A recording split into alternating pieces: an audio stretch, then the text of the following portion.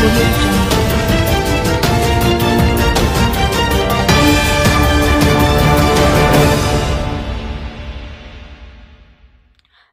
नंदकुमार राऊत यांना गिरणा गौरव प्रतिष्ठानचा अभिनेता निळू फुले वाङ्मयीन साहित्य पुरस्कार प्रदान।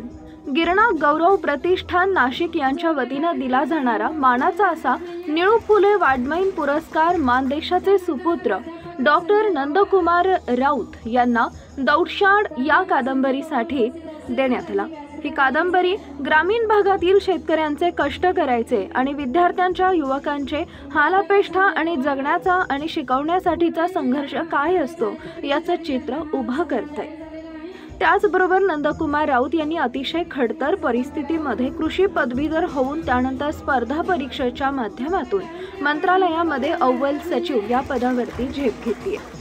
त्याचबरोबर त्यांच्या पत्नी मोनिका राऊत या पोलीस दलावर उच्च पदावरती काम करत आहेत। एक सर्वसामान्य गृहिणी ते उच्च पदस्थ पोलीस अधिकारी हा त्यांचा प्रवास त्यांनी या कादंबरीमध्ये शब्दबद्ध केलेला आहे। एका स्त्रीच्या पाठीमागे पुरुष खंबीरपणे उभा राहिला तर काय घडू शकतं त्याचं मूर्तिमंत उदाहरण म्हणजे राऊत दाम्पत्य।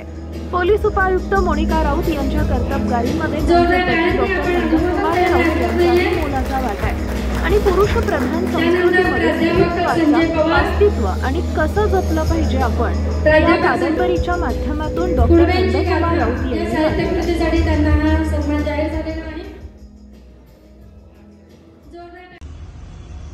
आज गिरणा गौरव प्रतिष्ठान नाशिक यांच्या वतीनं माझ्या दौशाड या पुस्तकास निळू फुले वाङ्मयीन पुरस्कार जाहीर झालेला आहे।